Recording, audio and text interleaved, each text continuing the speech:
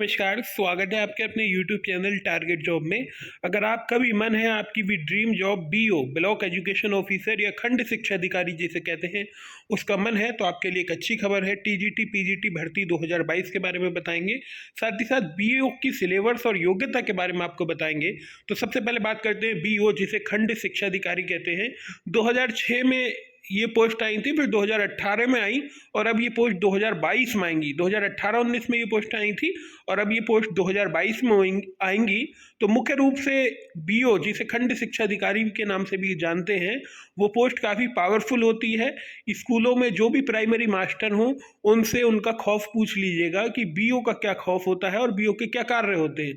तो एक रेस्पेक्टिव, एक अच्छी जॉब कहने का मतलब एक सम्मानजनक जॉब जिसमें आपको एक गाड़ी भी मिलती है, साथ ही साथ गाड़ी का पेट्रोल भी खुद नहीं भरवाना होता है, उसका पेट्रोल भी शासन ही भरवा कर देता है। तो एक गाड़ी वाली जॉब अगर आपको चाहिए शिक्षा विभाग के अंदर, तो ये जॉब आपके लिए काफ़ी अच्छी है, आपको काफ़ी फायदे देगी और काफ़ी सम्मान देगी। बात करते हैं इसके सिलेबस को लेकर। तो सिलेबस अगर इसकी बात करें तो नॉर्मल एक जीएस का पेपर होता है, उसके बाद प्री होता है, एक प्री का पेपर होगा, प्री के बाद मेंस का पेपर होता है। एक जीएस में ही कुछ पार्ट इसका रीजनिंग का आता है, वो आप आराम से कर ले जाएंगे। तो जीएस और रीजनिंग का पेपर नॉर्मल आता है। यूपीपीएससी आयोग से ये पोस्ट आती है। कितने पदों पर विज्ञापन आ सकता है? तो लगभग आप मान के चलिए 150 पदों पर यह विज्ञापन आ सकता है। इसकी योग्यता क्या है? इसकी योग्यता है बीएड। जी हाँ दोस्तों, आप बीएड पास होने चाहिए, चाहे आप कितने भी परसेंट से बीएड पास हों, चाहे आप पे बीए में कोई सा भी सब्जेक्ट रहा हो, लेकिन हाँ, आप बीएड पास होंगे तभी इस फॉर्म को भर सकते हैं। लेकिन अगर आपकी भी ड्रीम जॉब है बीईओ, तो फिर आपके लिए अच्छी खबर है।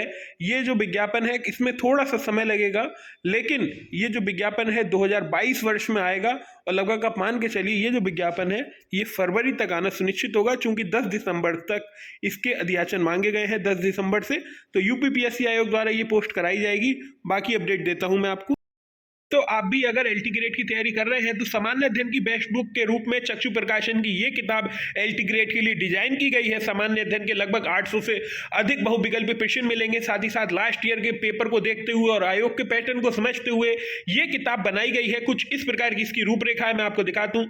सबसे पहले इन्होंने विषय सूची दे दी किस प्रकार से हमने दिखाया है, और ये एक बहुविकल्पी किताब है, 80-90 रुपए में आपको मिलेगी और एलटी ग्रेड के जितने भी संभावित प्रश्न हो सकते हैं वो इसमें दिए गए हैं। इसी के बाद देखिए किस प्रकार से इसको डिजाइन किया गया है।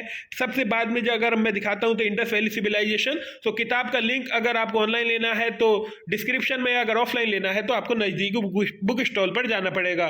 साथ ही साथ और भी किताबें आती हैं। अगर आप सब्जेक्ट वाइज पढ़ना चाहते हैं तो सामाजिक विषय, कंप्यूटर, सामान्य अध्ययन की किताब और एलटी ग्रेड गृह विज्ञान, इंग्लिश, विज्ञान और जीव विज्ञान हिंदी की किताबें भी उपलब्ध हैं। करते हैं नई टीजीटी पीजीटी भर्ती के बारे में। तो काफ़ी स्टूडेंट लगातार ये क्वेश्चन भी कर रहे थे कि नई टीजीटी पीजीटी भर्ती का क्या हुआ। आयोग के माध्यम से ये पोर्टल खोला गया था, 16 दिसंबर उसकी लास्ट डेट रखी गई थी। नए अध्याचन को लेकर कि सभी डीआईयूएस जो होते हैं उनको एक पत्र लिखा गया था आयोग की तरफ से, और ऑनलाइन आयोग में आपको बताना था कि अपने अपने जिले में कितने पद होते हैं। डीआईयूएस मतलब जिला विद्यालय निरीक्षक, उसको ये जिम्मेदारी दी गई थी। जिला विद्यालय निरीक्षक ने अपने स्तर पर प्रधानाचार्यों को भी ये जिम्मेदारी दी गई थी कि आप 16 तारीख तक हमें बताइएगा और फिर हम अपलोड करेंगे माध्यमिक शिक्षा सेवा चयन आयोग को। तो नौकरशाही क्या होती है ये आप जानते हैं। तो कोई कार्य सही से होता नहीं है इस समय जब तक उन पर हंटर नहीं चलाया जाए। तो 16 दिसंबर तक ये तारीख तय की गई थी, लेकिन 16 दिसंबर तक आयोग में अध्याचन आए नहीं। जी हाँ दोस्तों, 16 दिसंबर तक आयोग में जितने अध्याचन, जितने जिलों के लगभग 75 जिले हैं, तो उसमें कुछ जिले रह गए जहां पर अध्याचन भेजे ही नहीं गए। तो आयोग ने फिर समय दिया है 3 दिन का। 19 दिसंबर इसकी लास्ट डेट थी सभी अध्याचन को लेकर। उम्मीद है ये जो अध्याचन है उत्तर प्रदेश माध्यमिक शिक्षा सेवा चयन बोर्ड आ गए होंगे। लगभग अगर बात करें तो लगभग 12,000 पदों पर विज्ञापन, जी हाँ दोस्तों, 12,000 पदों पर विज्ञापन टीजीटी पीजीटी नई भर्ती का आ सकता है। 16 तारीख से पहले के मैं ये आंकड़े बता रहा हूँ, जब तक डीआईयूएस ने सभी ने रिपोर्ट नहीं सबमिट करी थी तब तक 12,000 के आसपास जो जानकारी निकल कर आ रही है कि 12,000 के आसपास जो अध्याचन आ चुके थे। अब 3 दिनों में कितने आए हैं ये देखने वाली बात होगी, इसकी कोई भी जानकारी नहीं निकल कर आ रही है।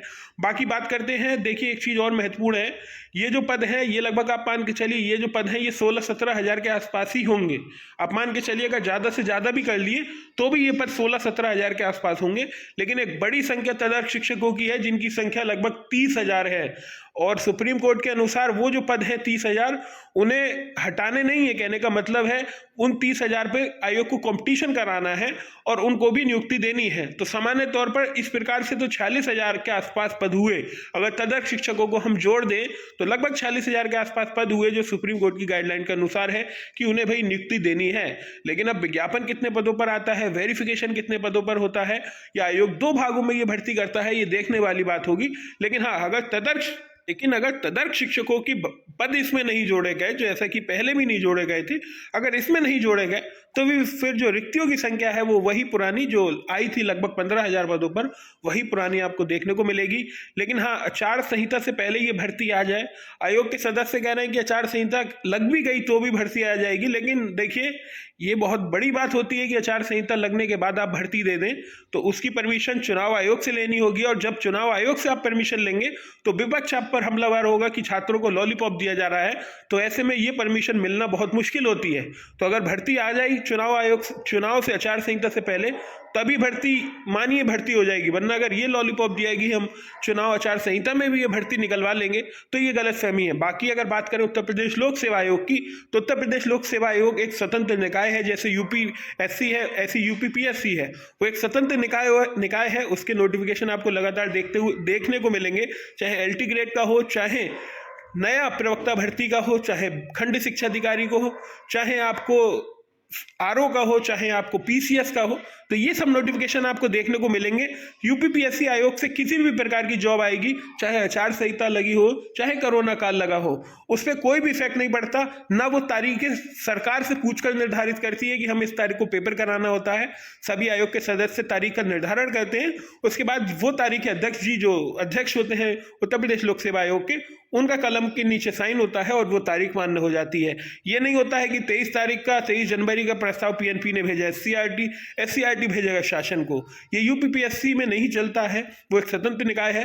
तो आचार संहिता का फर्क केवल यूपीपीएससी पर नहीं पड़ेगा, वो आयोग स्वतंत्र है। लेकिन अगर माध्यमिक शिक्षा सेवा चयन बोर्ड के आयोग के सचिव या अध्यक्ष जो भी ये सब बात कह रहे हैं कि चुनाव आचार संहिता में भर्ती निकलवा लेंगे, तो ये फिर थोड़ी बात सोचनी होगी और गुमराह करने योग्य होगी। आज की वीडियो में बस इतना ही। जो भी अपडेट होगी वो सबसे तेज, सबसे सटीक आपको बता दी जाएगी। जय हिंद, वंदे मातरम।